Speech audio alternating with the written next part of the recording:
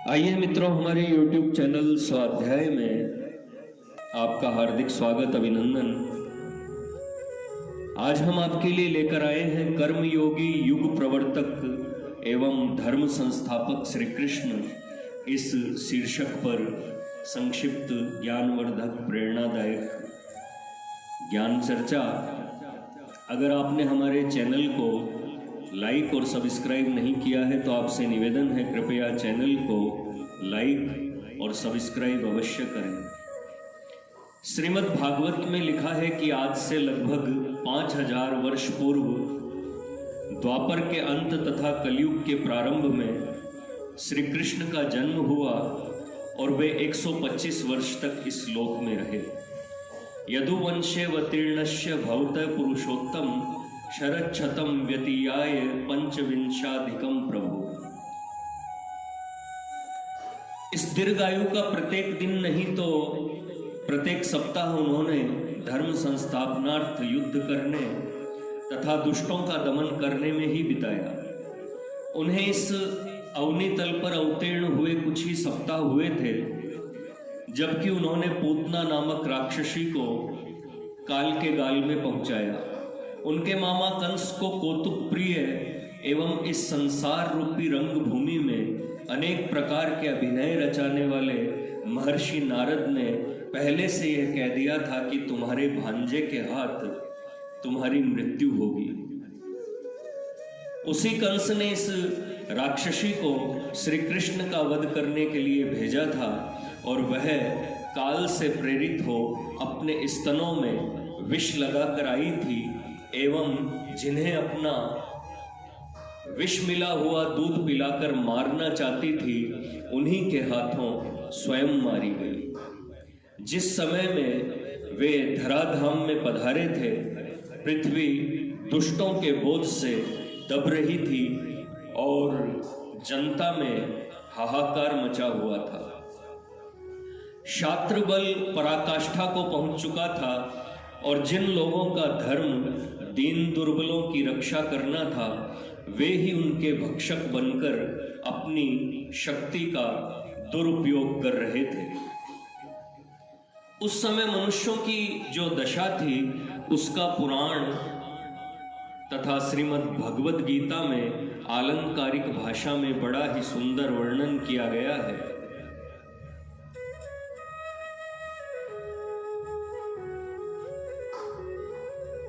अर्थात नरदेहधारी असुरों ने शक्ति के मद से मत्त होकर जब पृथ्वी को बेहद सताया तब वह त्रिलोकीनाथ के पास पहुंची और उन्हें अपना दुखड़ा रोकर सुनाया, क्योंकि उनका शासन प्रजा को नरक की ओर ले जा रहा था। जिसके काम, क्रोध और लोभ ये 3 द्वार बतलाए गए हैं, उस समय देश में असुर एवं राक्षस जाति के लोग, जिन्हें आजकल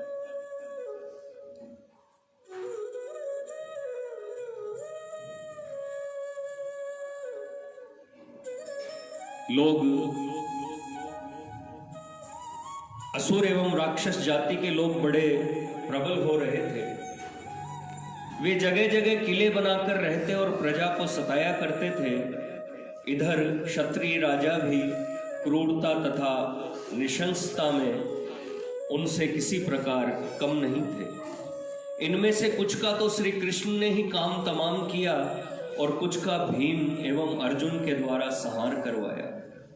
मथुरा के राजा कंस का वध कर श्री कृष्ण ने उसके राज्यच्युत वृद्ध पिता उग्रसेन को राजगद्दी पर बिठलाया और स्वयं मथुरा में रहकर राज्य कार्य करने लगे। किंतु वहां रहकर शांतिपूर्वक राजकाज संभालना तथा प्रजा की उन्नति करना उन्हें असंभव सा प्रतीत हुआ।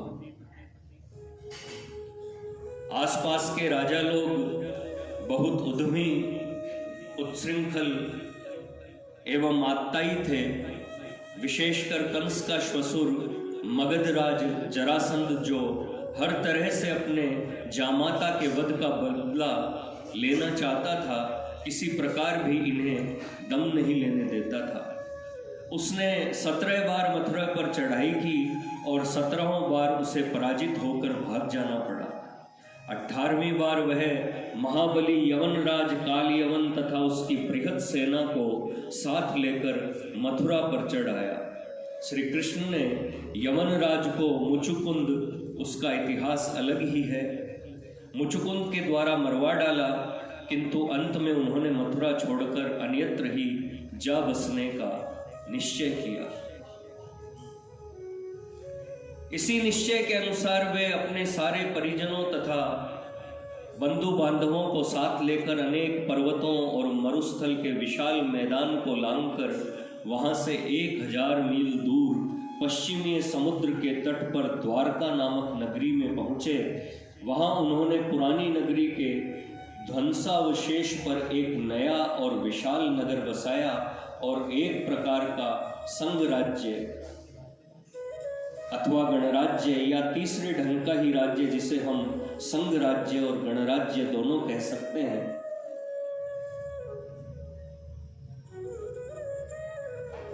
अथवा गणराज्य, अधिक संभावना इसी बात की है कि उसमें दोनों का ही सम्मिश्रण था, स्थापित किया। जिस कुल में भगवान का जन्म हुआ था उसका नाम यादव कुल था, यद्यपि उसमें कुक्कुर, भोज, सात्वत, अंधक और वृष्णि इत्यादि कई अंतर जातियां शामिल थी। इनमें अंधक और वृष्णि, इसी वृष्णि वंश में श्री कृष्ण अवतीर्य हुए थे। वृष्णि नाम वासुदेवोस्मि, ये 2 वंश मुख्य थे और इन्हीं के नाम से श्री कृष्ण ने अपने राज्य का अंधक वृष्णय यह संयुक्त नाम रखा था। प्रत्यक्ष में श्री कृष्ण को यह आशा थी कि निरंकुश एक तंत्र राज्य की अपेक्षा इस प्रकार के सहमिश्रित गणराज्य में प्रजा अधिक सुखी एवं सन्मार्गगामिनी होगी। यदि हमारा यह अनुमान ठीक है तो यह कहना पड़ेगा कि उनकी यह आशा पूर्ण नहीं हुई। यादव लोग जन्म से, संस्कारों से तथा स्वभाव से उग्र प्रकृति के थे और ऊपर से वे कुछ ही दिनों पूर्व तक अत्याचारों के बोझ से अत्यंत दबे हुए थे। केवल शासन पद्धति में परिवर्तन कर देने से ही उन पर इन सारी बातों का प्रभाव एक साथ ही नहीं हट सका। उनके अंदर क्षत्रियों की स्वाभाविक वीरता एवं महानुभावता के साथ ही युद्ध प्रियता एवं हिंसा वृत्ति भी अक्षुण्ण रूप से बनी हुई थी। इधर इस नवीन मिश्रित संघ राज्य का अन्य एक तंत्र राज्यों के साथ जो चतुर्दिक फैले हुए थे, वैवाहिक, सामाजिक, व्यापारिक इत्यादि कई प्रकार का संबंध था। उनका रोग ऐसा भयंकर था कि साधारण उपचार से उसकी शांति नहीं हो सकती थी। उसके लिए तो किसी ऐसे असाधारण प्रयोग की आवश्यकता थी जो उस व्याधि को समूल नष्ट कर देता। उन दिनों कौरवों और पांडवों में जो एक ही पितामह के संतान थे और जिनमें से दोनों के ही साथ श्री कृष्ण और उनके कुटुंबियों का वैवाहिक संबंध था, परस्पर घोर कलह मचा हुआ था। इस कलह को निमित्त बनाकर श्री कृष्ण ने एक महायुद्ध का आयोजन किया, जिसमें उन्होंने सोचा कि भारतवर्ष के सारे प्रबल क्षत्रिय सुंद उपसुंद की तरह एक दूसरे का क्षय करने में समर्थ होंगे। बस फिर क्या था, उन्होंने अपने समय की देवी और आसुरी शक्तियों को जो एक दूसरे के साथ घुल मिल गई थी, अपनी अद्भुत नीति कुशलता से एक ही काल में और एक ही स्थान में अर्थात कुरुक्षेत्र के मैदान में एकत्र करके उन्हें इस दक्षता के साथ एक दूसरे से भिड़ा दिया कि जहां युद्ध के प्रारंभ में न्याय और धर्म के पक्ष में 7 अक्षोहिणी अर्थात 11.5 लाख सेना बल था और अधर्म तथा अन्याय के पक्ष में 11 अक्षोहिणी अथवा 21.5 लाख अर्थात 10 लाख अधिक सेना बल था। वहां युद्ध के अंत में धर्म और न्याय के पक्ष में कुल 7 पुरुष और अधर्म और अन्याय के पक्ष में केवल 3 ही बचे रहे। अंत में जब श्री कृष्ण ने देखा कि केवल महाभारत युद्ध से ही उनके महान उद्देश्य की पूर्ति नहीं हुई, तब उन्होंने द्वारका के निकटवर्ती प्रभास क्षेत्र में जाकर अपने धर्म संस्थापन कार्य को पूरा किया। महाभारत में कथा आती है कि वहां उनके कुटुंबियों एवं निकट संबंधियों ने, जिनकी संख्या करीब 5 लाख की थी, शराब से तथा शक्ति के मद से, जो उससे भी अधिक मादक होता है, मतवाले होकर एक दूसरे का क्षय कर डाला। इस प्रकार उन्होंने अपने समय के अंतिम दुर्जेय एवं आत्ताई छात्र बल का संहार करके कृषि एवं वाणिज्य के द्वारा शांतिपूर्वक जीवन निर्वाह करने वाले तृतीय वर्ण के लिए मार्ग साफ कर दिया। हरिवंश, गर्ग संहिता, ब्रह्मवेवर्त आदि दूसरे पुराणों में समुद्र के पार दूसरे द्वीपों और महाद्वीपों में जाकर वहां के क्षात्र बल का ध्वंस करने का वृतांत भी मिलता है। पिछले विश्वव्यापी महायुद्ध में जो थोड़े दिनों के लिए बंद होकर संधि के बाद सदा के लिए बंद हुआ था, कम से कम 80 लाख और कुछ लोगों के अनुमान से 1,30,00,000 मनुष्यों का संहार बतलाया जाता है। इस संख्या को देखकर भारतीय युद्ध के जनसंहार की संख्या को काल्पनिक बतलाकर हम उसके विषय में शंका नहीं कर सकते। महाभारत एवं तत्कालीन अन्य युद्धों के जनसंहार का ही यह सुंदर फल था कि सनातन धर्म ने उसके बाद लगातार 2500 वर्ष तक अपना सिर ऊंचा उठाए रखा। इसके बाद फिर उसका ह्रास प्रारंभ हुआ और उसे जरा व्याधि ने आ घेरा। तब बुद्ध को इस पृथ्वी पर आना पड़ा। उन्होंने बुद्धिवाद, पारस्परिक प्रेम, सदाचार, अहिंसा और त्याग पर विशेष जोर दिया और इस प्रकार सनातन धर्म का परिष्कार कर उसे 1000 वर्ष तक और जीवित रखा। जब उसमें एक बार फिर खराबी आई, तब शंकर, रामानुज प्रभृति आचार्यों ने तथा नानक, कबीर, सूर, तुलसी, रामदास, तुकाराम, चैतन्य, मीराबाई आदि भक्त कवियों और संत महात्माओं ने धर्म के संशोधन और पुनरुद्धार का कार्य संपन्न किया। उनके बाद भी धर्म संस्थापन का कार्य क्रमशः अन्यान्य महापुरुषों एवं विभूतियों के द्वारा बराबर होता रहा। संसार के सुधार का कार्य अनवरत रूप से जारी रहता है। सुधार और बिगाड़ करने वाली शक्तियां एक साथ एवं लगातार काम करती रहती हैं। कभी एक का पलड़ा भारी हो जाता है, कभी दूसरे का। कर्मयोगी एवं युग प्रवर्तक के रूप में श्री कृष्ण का यही मुख्य कार्य था।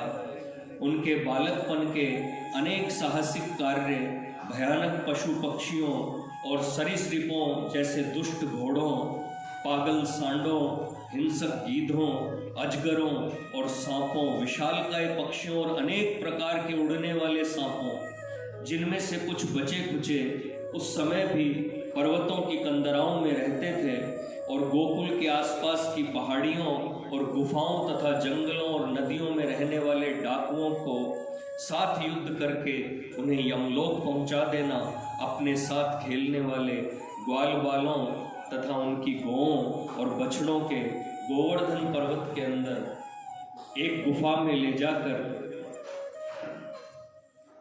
प्रलय काल की सी वर्षा से जो लगातार 7 दिन तक होती रही, उनकी रक्षा करना, इन सारी घटनाओं पर अनेक भक्ति रसपूर्ण कल्पना युक्त अत्युक्तियों से अतिरंजित एवं रहस्यपूर्ण काव्यों की रचना हुई है, जिनसे अंग्रेज कवि के शब्दों में शिक्षा की शिक्षा मिलती है और काव्य का सौंदर्य बढ़ता है।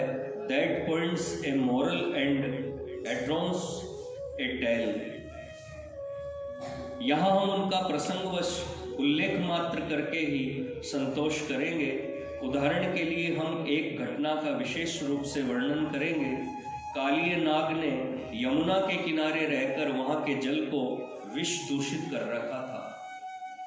एक दिन श्री कृष्ण ने, जब वे निरे बालक थे, देखा कि कालिय नाग नदी में तैर रहा है। वे तुरंत ही नदी में कूद पड़े और लड़कर उसे बाहर निकालने की चेष्टा करने लगे। उस भयानक सर्प ने इन्हें देखकर अपना सिर उठाया और बड़े क्रोध से वह इनकी ओर झपटा। श्री कृष्ण ने उसके सिर को पकड़कर पानी के अंदर डुबा दिया।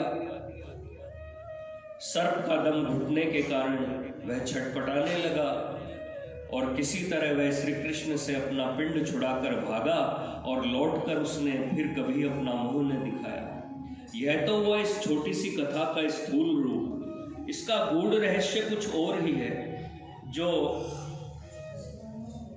कुछ पुराणों में लिखा है कि कालिये नाग के 5 सिर थे और श्री कृष्ण उनके ऊपर चढ़कर विजय गर्व से नृत्य करने लगे।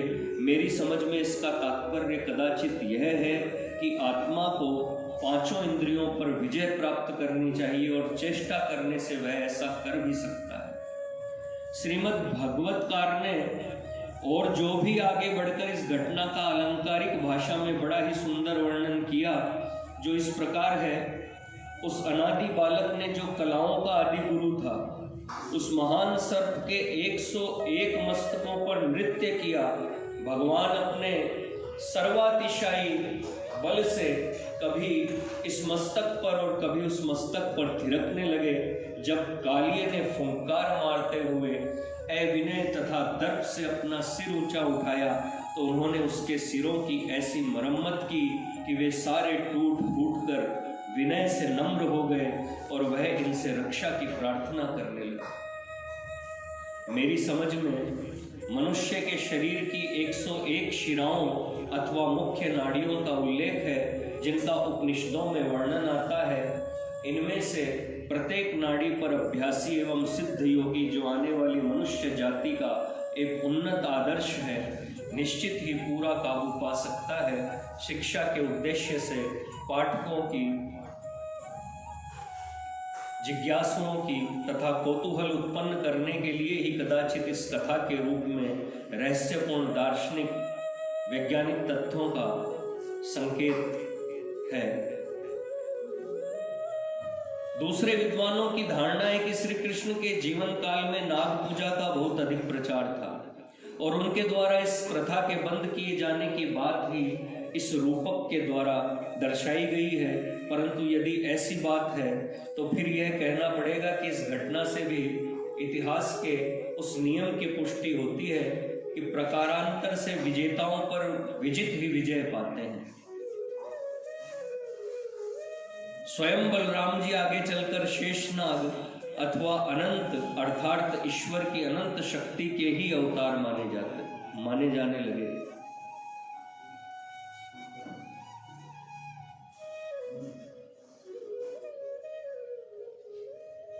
मित्रों, यह थी कर्मयोगी युग प्रवर्तक एवं धर्म संस्थापक श्री कृष्ण इस शीर्षक से संक्षिप्त प्रेरणादायक ज्ञानवर्धक ज्ञान चर्चा। अगर आपको हमारा चैनल पसंद आए तो इसे लाइक और सब्सक्राइब अवश्य करें। धन्यवाद।